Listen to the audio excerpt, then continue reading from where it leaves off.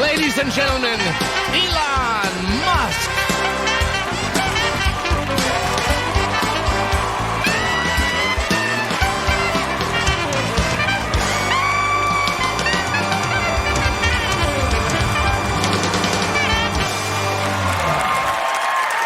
Elon Musk is here. He is chief executive of two startup companies with bold missions. He leads Tesla Motors, the electric car company that has attracted attention from both car enthusiasts and environmentalists as well. Musk is also founder and CEO of Space Exploration Technologies, a company trying to slash the cost of space travel. Thank you. Thank you. Thank you very much. It's an honor to be hosting Saturday Night Live. I mean that. And if that is not enough, he's also chairman of a growing company called Solar City that installs solar panels on homes and businesses. I'm actually making history tonight as the first person. Developing a high-performance sports car is not what this is about. Absolutely. This Yes. is about something else. And you want with Asperger's to host SNL. We want to serve as a catalyst for accelerating the electric car revolution in California. And what are you doing? So we're in the ragged edge of what's physically possible.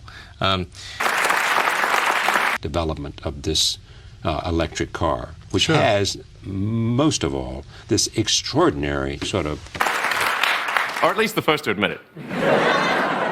Yeah, so as far as SpaceX, the reason that there hasn't been a huge number of a big improvement in the space industry, I think it's because of it's very difficult for Schumpeter's creative destruction process to come into effect, because it is such a significant amount of capital that's needed to start a rocket company, and it's a very difficult technical challenge. And the number of people that really understand rocketry in the world is a very small number. Was up to the White House in a T-shirt and jeans like a garbage person. And last year we got to orbit for the first time with our rocket. Did it all get started? Take us back to when you really started all of this. Well, that was the summer of '95. I had no money whatsoever. I was working, doing research in Silicon Valley on a completely different subject and trying to start this company at the same time. And when it came time to decide, do I want to do graduate studies or do I want to start this company, and I decided to start the company, I had no money.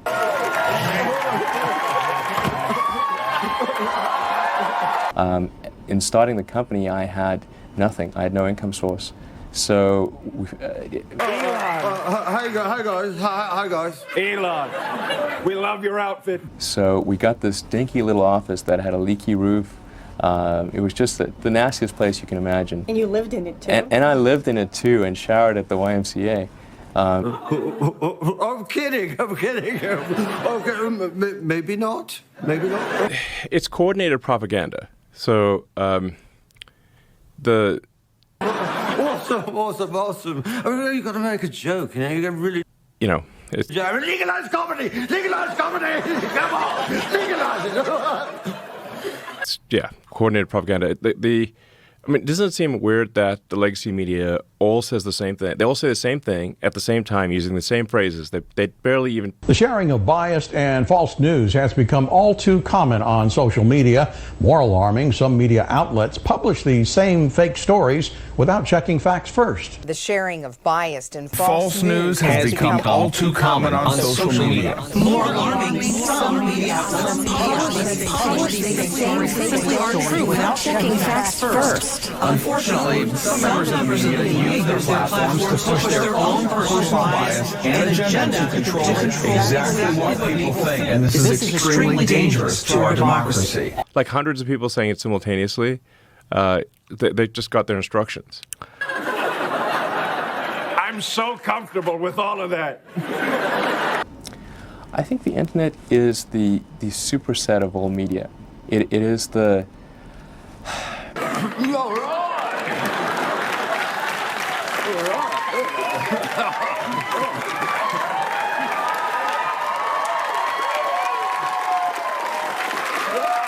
All right. Check it out. Doc Mega. It is the be-all and end-all of media. One will see print, broadcast, arguably radio. You are, as you well know, a controversial guy as well. I try not to be controversial, I know but you it don't, seems but you're controversy aware of seems it. to find does, me. It finds you. Essentially, all media. It finds you because you think big. Folding into the internet, and what the internet amounts to is it's the first. All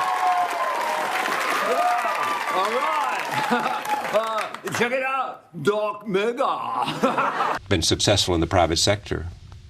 Yeah. You know, Yeah. and see no reason you can't do things that other people have not been able to do, no matter how large the corporate enterprise. It allows consumers to choose what they want to see, when they want to see it. Mutilating animals in demented studies. Yes. That are like the worst thing you could possibly imagine from a horror show. Yeah.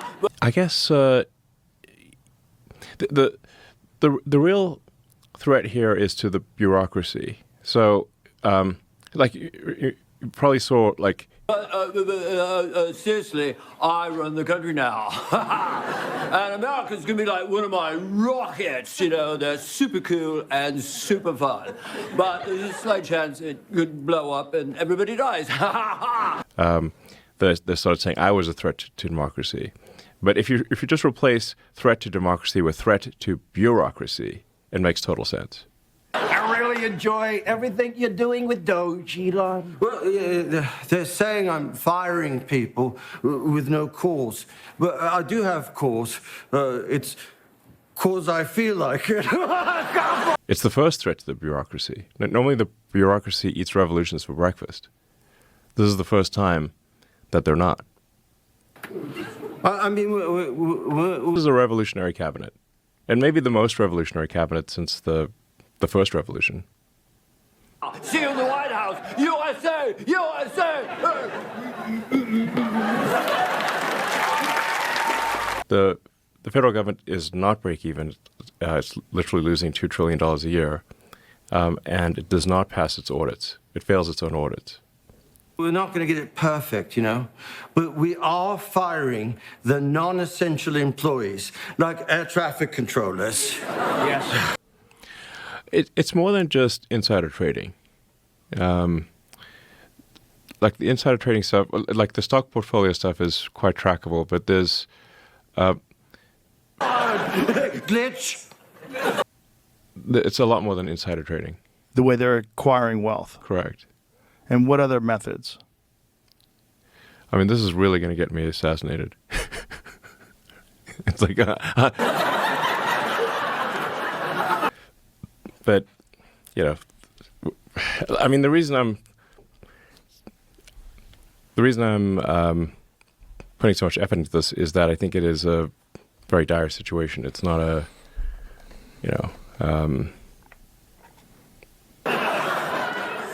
that's responsible for almost $5 trillion of payments a year, roughly $1 billion an hour.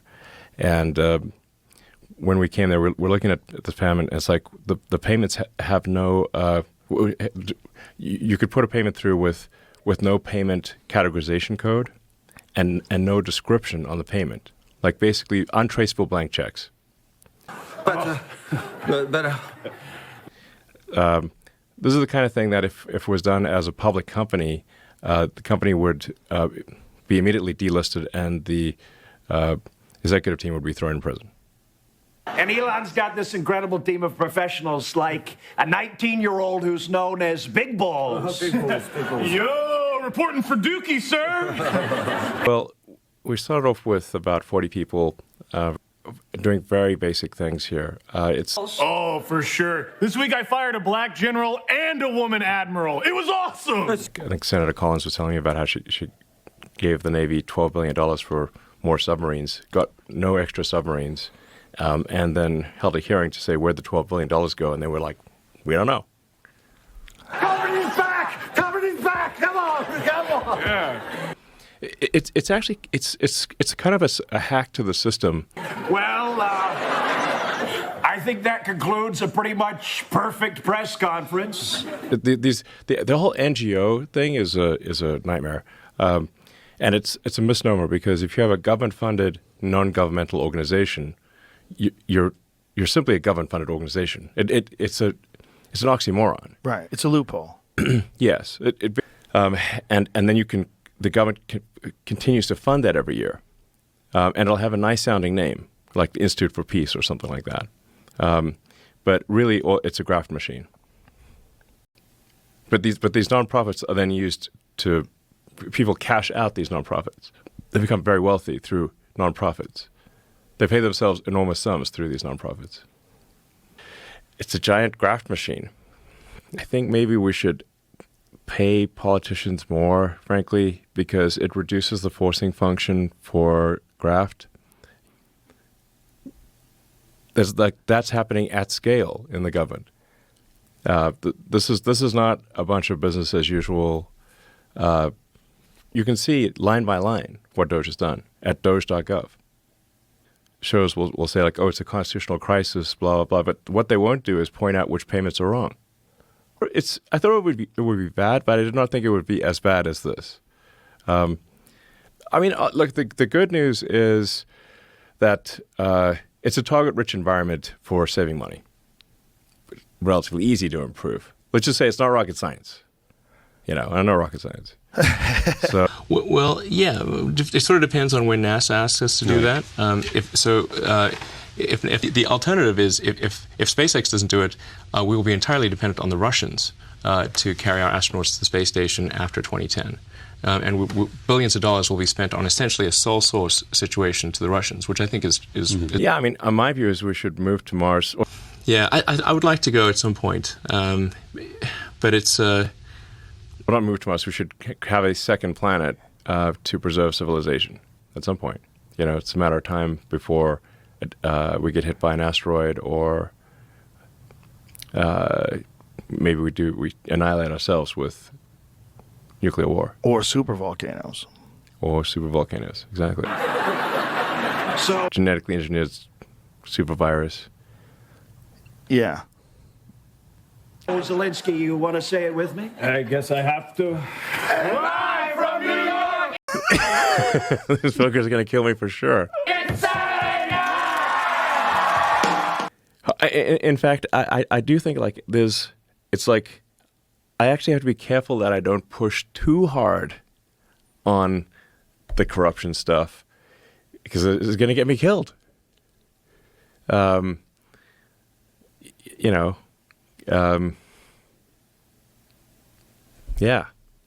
it's like I was actually thinking about that on the plane flight over here. It's like if I push too hard on the corruption stuff, people get desperate. Is the issue? Right. It's kind of like that funny looking sport, curling. Mm-hmm. Where they have like the stone on the ice, and then they throw the stone. And then there's someone that's like brushing the ice, but you can't you can't touch the stone. Right. All you can do is just change the path of the stone a little bit, but you keep brushing the ice, and you can steer that stone right into the bullseye. That's what I think happened in Butler.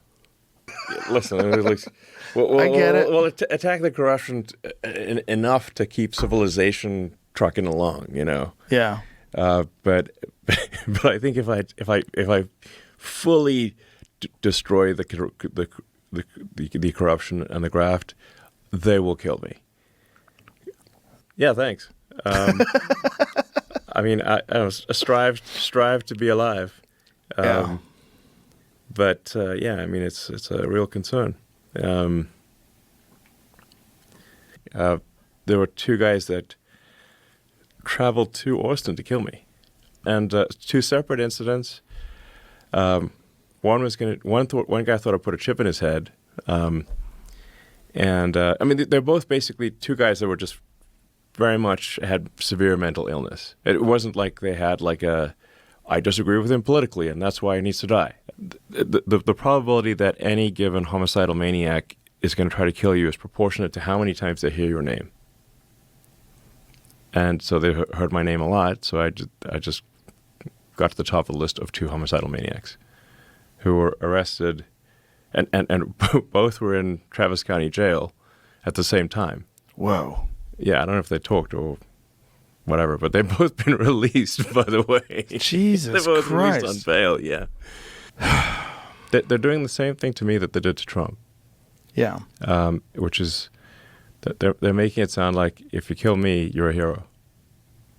That's what they're doing is evil. Jesus Christ. Yeah. The battle for control of the internet is on, and it's no game. Under attack, Microsoft, the giant corporation whose computer operating systems dominate the entire market. And everyone in Silicon Valley is keeping an eye on the battleground a continent away at the federal courthouse in Washington.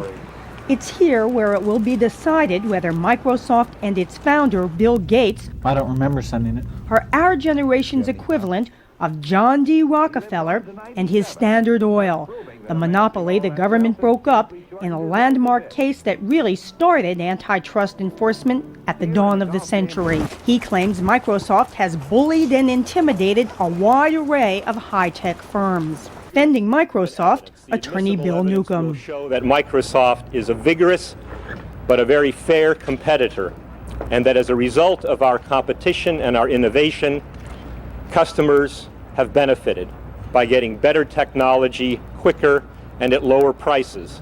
Microsoft denied consumers a choice and unfairly blocked another company, Netscape, from marketing its own browser. Microsoft should not be allowed to own the browser market. If they do that, then they will own the gateway to the internet for every consumer, and that is... If you're not willing to engage in competition, why are you in Silicon Valley? Microsoft comes along and they have the Windows Media Player, and it's what's called overwriting our technology, so you can no longer use our technology. They're the killer whale in our business. So I do think the government is going to have to be involved. A successful attack on Microsoft by the government says improving your products, making things better, making them cheaper is against the law. And I think that's immoral and un-American. It's a delicate ecosystem. The government could, with too heavy-handed an approach, create barriers or stifle that climate. Hot jacked Trump. That's right. That's right. It's me, Hot Jack Trump. They finally got the body right.